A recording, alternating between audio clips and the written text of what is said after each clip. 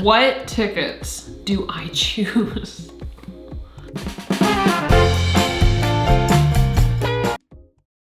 You finally decided to go on that Universal vacation. You ask your friends if they want to go with you. Of course they do. You open up your laptop and Google Universal Orlando tickets and suddenly find yourself way in over your head. Single day tickets, park to park tickets, Freedom Pass, Premier Pass, Seasonal Pass. What does this all even mean? You find yourself frustrated and wonder, is this even worth it? Today, we're gonna go over all of the types of tickets to help you plan for your best Universal vacation. We wanna help you put a plan together and get the most bang for your buck.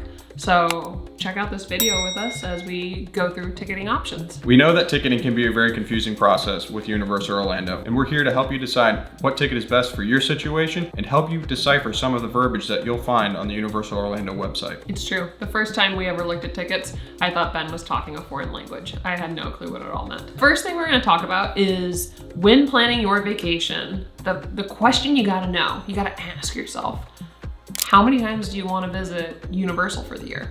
Do you just do one family vacation, one and done, go knock it all out, spend a week or more there, who knows, but one vacation? Or are you planning a couple visits throughout the year so that you can get a lot of fun experiences, bring family, bring friends, and just have a heck of a time multiple times throughout the year? Answering that question is going to help you decide whether a day ticket is best for you, or like our situation where we visit the parks multiple times throughout the year. For us, an annual pass makes more sense. So you've decided you're going on your family vacation for the year to Universal Orlando.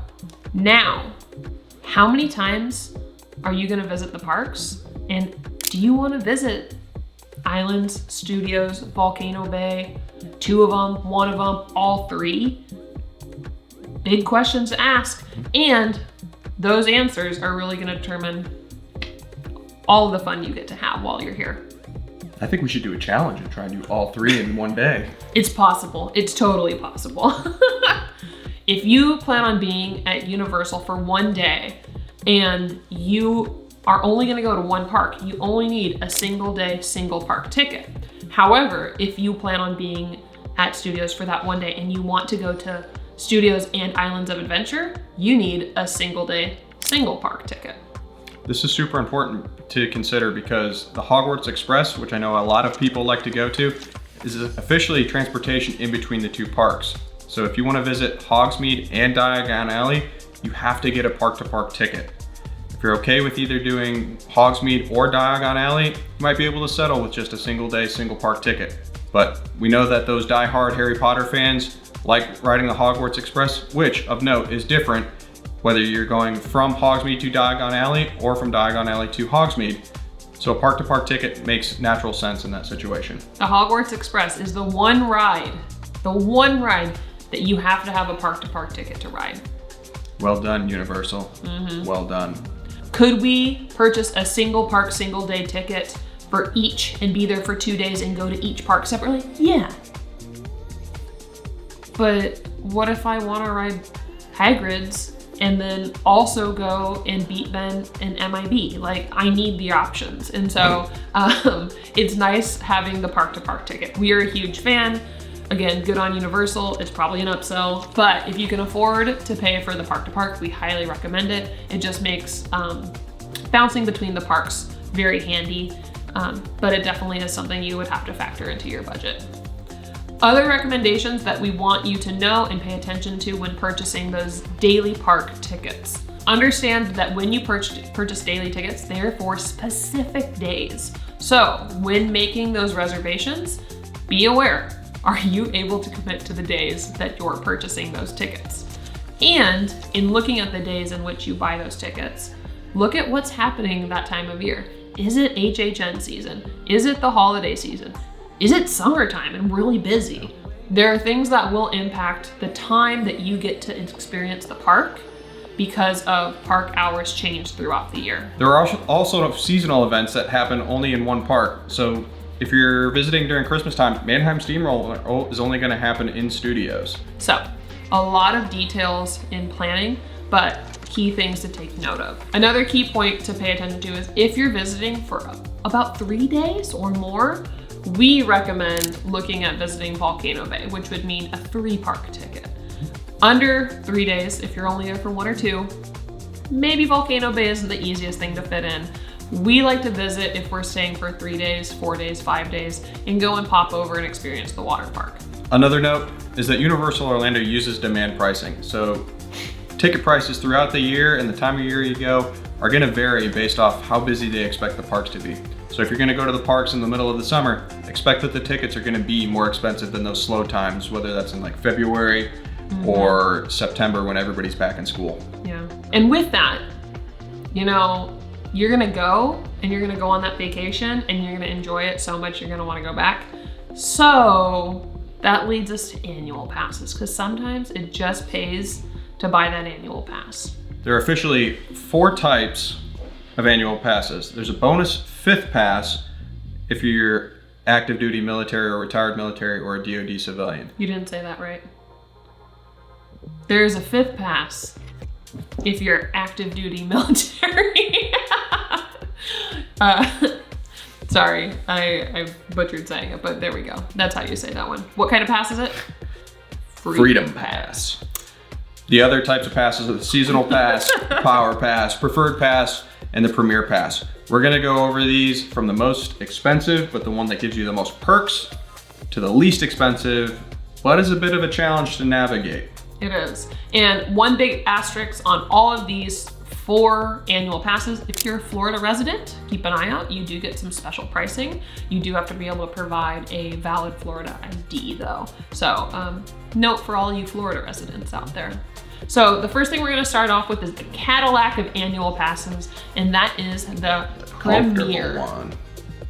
The Premier Pass. The first class pass, if you will. The Premier Pass is gonna give you all the perks, all the benefits, all of that good stuff. And then as we go down through the different tiers, you're going to lose those perks. You won't have access to them. So we'll go through and let you know what you get from the Premier Pass. The Premier Pass offers a plethora of discounts, including discounts on the theme park and special event tickets, admission to special events and concerts, including 1 free ticket to Halloween Horror Nights, which is a huge benefit during that Halloween Horror Nights time, because that's almost a $100 ticket right there. It offers discounts at the Universal Orlando hotels and resorts, discounted food kind of throughout the parks, offers early park admission to the parks, free and discounted self-parking, and valet and prime self-parking after the first visit. The other big ticket item with the Premier Pass, it offers Universal Express Pass after 4 p.m. This is huge. It lets you bypass the standby lines after 4 p.m. during those busy times of the year. Getting in that express line is an absolute game changer. It also gives you park-to-park admission to both Universal Studios Florida and Islands of Adventure, and offers flex pay options if you decide to use automatic renewal. The next pass we're gonna talk about is the Preferred Pass. Similar to the Premier Pass, but a couple less benefits that you're gonna receive with this. You're still gonna get the discounts on theme park and special event tickets. You're going to have admission to special events and concerts. You'll get discounts off of Universal Orlando hotel rooms, additional discounts off of food, merchandise, and specialty items in the park and at Universal City Walk. You do get early park admission with the Preferred Pass. However, with the Preferred Pass, there are blockout dates that apply. And at Volcano Bay during the summertime, don't expect to get in until after 4 p.m. So take that as you will. EPA does come with the Preferred Pass, but you're not going to have as much flexibility here. Additionally, in the Preferred Pass, you have free and discounted self-parking, you have park-to-park admission at Universal Studios and Islands of Adventure, and you have flex pay options with automatic renewal. Going on to the next tier of annual passes, the Power Pass. With the Power Pass, you'll get the perks of discounts on theme park and special event tickets, admission to special events and concerts, Universal Orlando hotel room discounts, discounts off regular and daytime self-parking, and park-to-park admission to both studios and islands. However, blackout dates apply. However, fewer blackout dates than the tier we'll talk about next, which is a seasonal. And it still offers that flex pay option with automatic renewal. Finally, the Seasonal Pass. The lowest tier option of the annual passes, if you will. With the Seasonal Pass, you have discounts on theme parks and special event tickets, Universal Orlando hotel room discounts, park-to-park admission to Universal Studios and Islands of Adventure, But those blockout dates that we've talked about do apply, as well as just don't even expect to go to Volcano Bay during the summertime. It is not available. The seasonal pass is not one that we'd really recommend. There's a ton of blockout dates during those prime times that people want to go to Universal Orlando. So during that Christmas time, during that summertime, there are a ton of blockout dates associated with this annual pass. Arguably, if you're not a people person, it might be a great pass for you if you can go to and do enjoy going to the parks when less people are there. Those are going to be the times, the quieter times at the parks. Last of the annual passes that are only available to active duty military spouses, retired military, and DoD civilians is the Military Freedom Pass.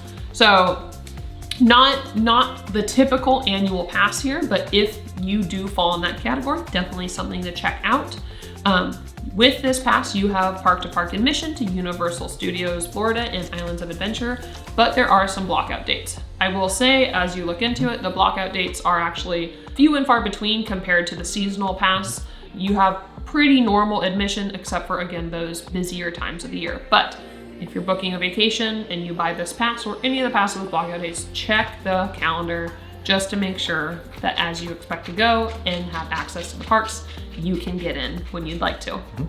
We've personally used the Freedom Pass for the past few years. Super simple. If you want the Freedom Pass, visit your local MWR, visit shadesofgreen.com, or if you book it as part of a Universal Orlando vacation package, you can purchase it through Universal directly. Ben and I have talked through the different types of passes. Right now, the Military Freedom Pass is the pass that works best for us. When we travel to Florida and go to Universal, we typically stay at an on-site hotel, which we'll go over those later. But if we were to live in Florida, some of those annual passes, particularly the Premier Pass, would be something we would look at. Just because you'd have so much bang for your buck, we probably wouldn't be staying at a hotel at that point. And man, that EPA is nice, as well as the Express Pass after 4 p.m. It really does add up and save you some money. But all of this does mean some payments coming up when purchasing the pass, and so you need to find what works best in your budget. Hopefully this video has helped you decipher what tickets would work best for your situation, as well as hopefully demystify some of that verbiage that Universal Orlando uses on their website. If you got anything out of this video, don't forget to hit that like, share, and subscribe button. Stick around for more Universal Orlando content.